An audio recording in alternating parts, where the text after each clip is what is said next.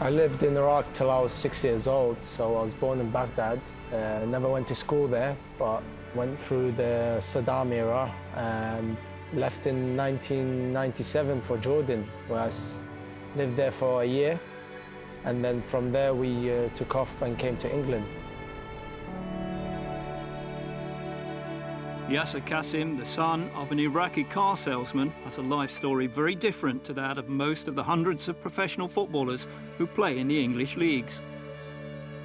I started playing football on the streets in Baghdad, really, when I was a youngster. We used to cordon off the street outside my parents' apartment block and just play football. There'd be like 40 players, 20 a-sides. It was fun, and we'd play on the bare feet on hot tarmac because the weather was so hot in Baghdad. So, yeah, that's when it really started. That may have been where it started, but when Kasim got to London, he quickly moved into organised football with Fulham and then Tottenham Hotspur. As an academy player, he got the chance to learn and adapt to the English game.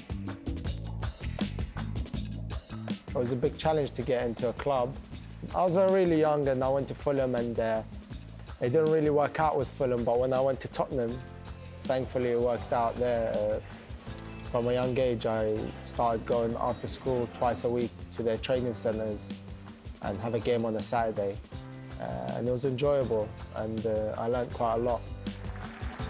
However, with his first team opportunities looking limited, Yaser decided to leave Spurs in 2010. He went to Brighton and had loan spells with Luton and Macclesfield before joining Swindon Town in 2013. My agent got in contact with Swindon. I was on holiday and I came back the same day they messaged me, and the next day I had a game against Birmingham. So I was straight into it, and from then on it's just been an uphill trajectory, and I've just been grateful for it, and I keep working hard to see how it goes. Since joining the third-tier club, he's become somewhat of a cult hero. The team system suits the midfielder's style, and Robin's fans are singing his praises. To get the best out of me, I have to be in a situation where on the pitch I can feel the rhythm and organise and control the game. And that way we have to have a passing game and also an attacking game, defensively and offensively.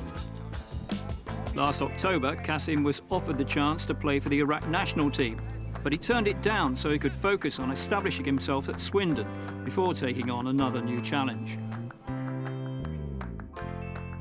I had to make myself a regular here and then push on with the national team.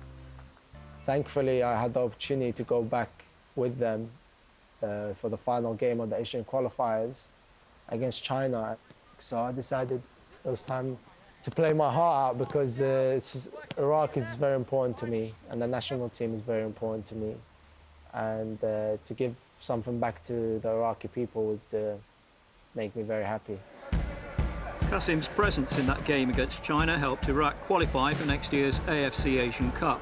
Back in 2007, Iraq won the tournament despite their status as huge underdogs. The Lions of Mesopotamia are hoping for something similar 8 years on. It was a glorious day in football history for Iraq. I think everybody was happy. I think it made united everyone off the pitch, the people in Iraq, because they saw people from different backgrounds playing for the national team, working together for a goal. It made me proud, and I was celebrating like crazy. So I can just hope that I can emulate that and even go further with the national team and do well in other competitions.